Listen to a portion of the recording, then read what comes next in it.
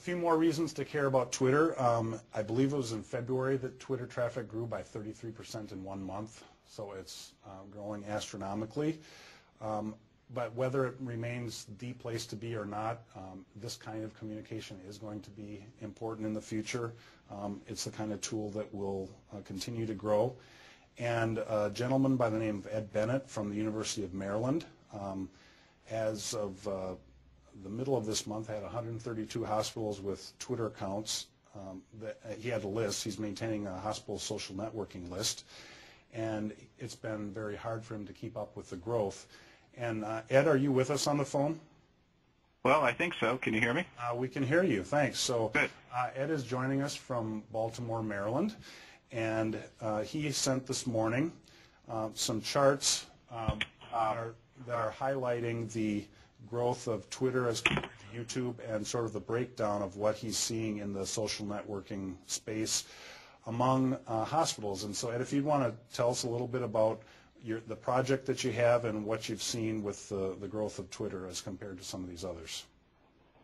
Well, what I'm seeing is it's really fascinating because YouTube was kind of the default platform that hospitals used when they wanted to kind of dip their toe in the waters of social media.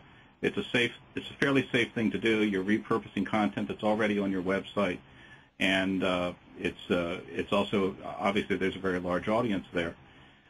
But I was very surprised at how quickly the growth of Twitter accounts was happening. The chart is pretty dramatic in how rapidly it's taking off for hospitals to get into this medium.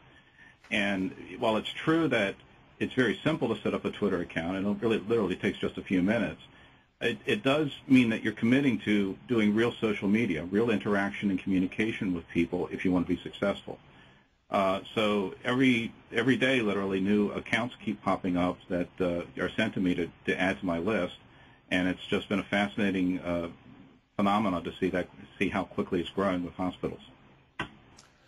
All right. Well, thanks, and I do invite you to go to ebennett.org to check out and follow what's going on with that.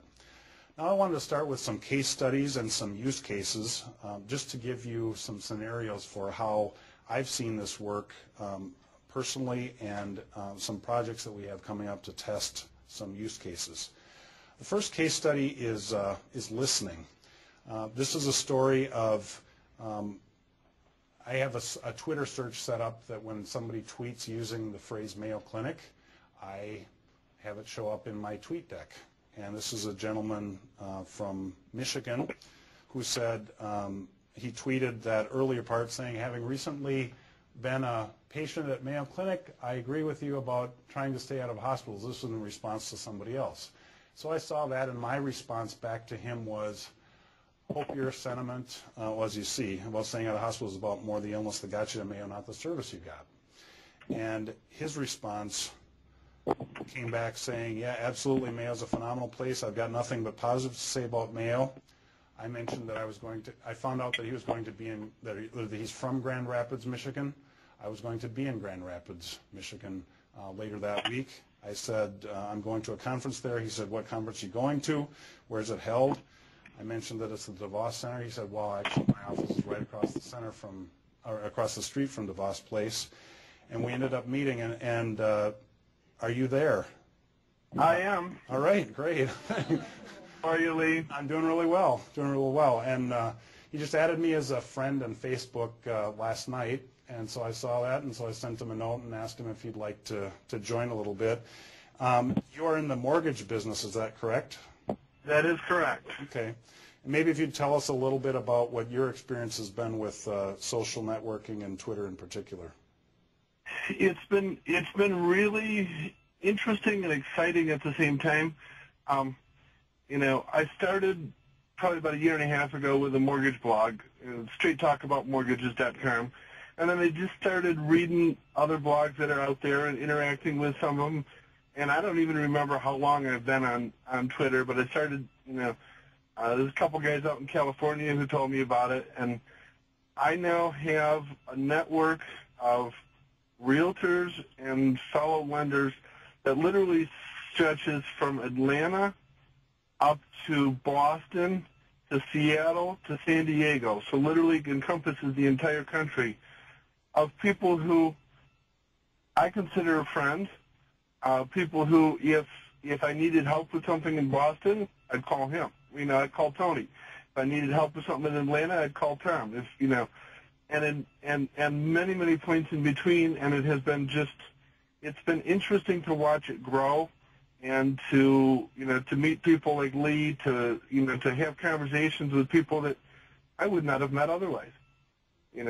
And who would have thought that the 1st of February I'd be a patient at Mayo Clinic, and then, less than, a couple months later, here I am on a conference call with people from Mayo Clinic about social media.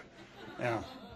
Yeah, it's pretty neat. I mean, that Sunday, we had not even known that the other existed, and by Wednesday, we were having coffee at the DeVos place. So thanks for joining us, and appreciate great to connect again. Yeah. Oh, and I also took Lee's advice and bought one of those little flip video cams, too. All right. Good deal. All right. So here's another case study. This was a tweet up in Baltimore that I had. I saw Ed, who you've met earlier, tweeting about that he was going to Health Camp Philadelphia and was offering people rides. And I saw that that was going from Baltimore to Philadelphia. I sent him a note asking him, "Are you based in Baltimore?" He said, "Yeah, I work at the University of Maryland Medical Center campus." I said, "I'm going to be there for this conference on a panel. Are you available late afternoon?" He said, "Too funny, I'm literally across the street." So we saw this thing happen again. And he ended up giving me a ride to the airport, which was kind of a neat deal. And we had a nice talk about what we're seeing happening in social media with hospitals. Anything to add to that, Ed? No, just next time I expect you to get a cab. Okay, all right. Good deal. Our third case study is contributing to virality, and that's not virility. This is not a Cialis kind of thing. It was about 2 weeks. Well, it was 2 weeks ago yesterday that I was alerted to an interesting video of an older couple playing the piano in the Gonda atrium here. How many of you have seen that? Okay, most of you here have seen that.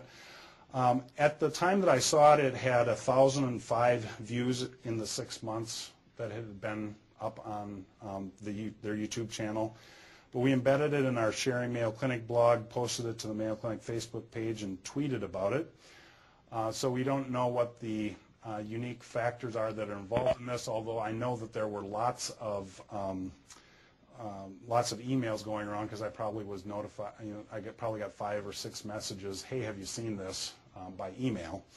But by the next day, we were up to 3,805 views. 6 days later, 26,973.